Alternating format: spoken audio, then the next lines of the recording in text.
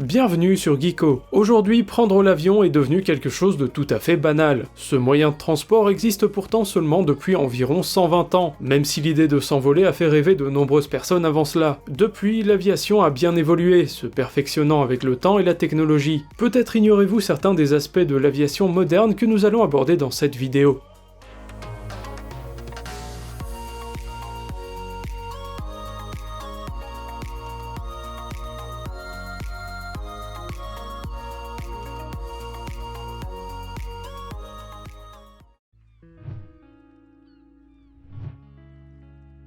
Avec toute la technologie d'aujourd'hui, il paraît presque invraisemblable de ne pas pouvoir localiser précisément un avion dans les cieux. Et pourtant, c'est bel et bien le cas. Il est aujourd'hui plus facile de localiser un avion qui survole des terres plutôt que les mers. Mais même dans ce cas de figure, il peut arriver qu'on ne puisse pas précisément l'identifier. Cela dépend en fait du nombre de radars disponibles. Il arrive qu'il y ait des zones sombres, des endroits où les avions ne seront tout simplement pas détectés. Il est tout de même possible pour les pilotes d'envoyer des informations sur leur position, mais cela devient impossible en cas de problème de communication. Ce fut par exemple le cas pour le vol MH360 Malaysia Airlines en 2014.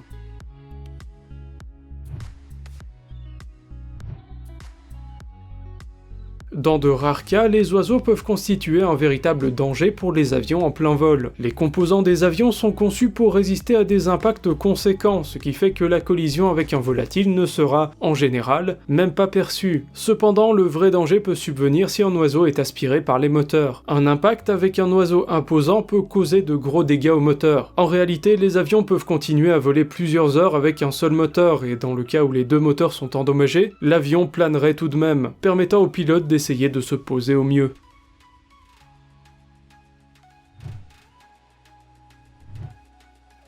Certains petits avions sont équipés de parachutes de sécurité. En cas de problème, le pilote peut déclencher le déploiement du parachute se trouvant sous le corps de l'appareil, ce qui permettra un atterrissage moins brutal. Il s'agit d'une solution qui a fait ses preuves pour les petits avions mais qui serait impossible à mettre en place pour les plus gros modèles. Un Airbus d'environ 200 passagers nécessiterait un parachute faisant la taille de plusieurs terrains de foot. A noter que l'ingénieur ukrainien Vladimir Tatarenko a breveté un modèle d'avion qui pourrait, en cas de problème, se débarrasser des parties lourdes de l'appareil et ainsi faire en sorte d'utiliser un parachute pour la cabine des passagers. Cette solution est cependant dangereuse à cause des différentes parties lourdes de l'avion qui viendront forcément s'écraser au sol.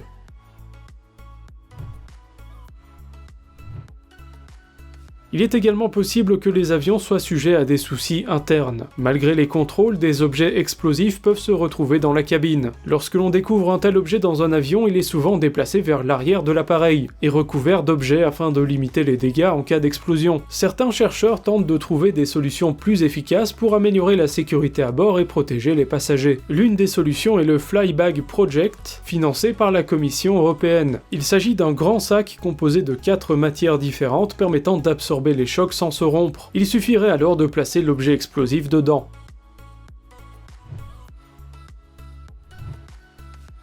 À la suite d'un crash ou d'un problème durant le vol, on fait généralement appel aux boîtes noires pour identifier le problème. Ces boîtes noires sont un dispositif qui enregistre des informations. Il y en a deux, l'une enregistre les conversations du cockpit et l'autre les données de vol. Celles-ci ne sont cependant pas tout à fait noires. En réalité, ces boîtes sont de couleur orange ou rouge avec des bandes blanches réfléchissantes dessus, permettant de faciliter leur localisation en cas de crash. Le terme boîte noire vient en fait de l'origine des premiers enregistreurs qui se basaient sur des photographies des instruments de vol. Des photographies enfermées dans des chambres noires hermétiques à cause de la sensibilité à la lumière des pellicules. Le terme est ensuite resté malgré l'évolution technologique.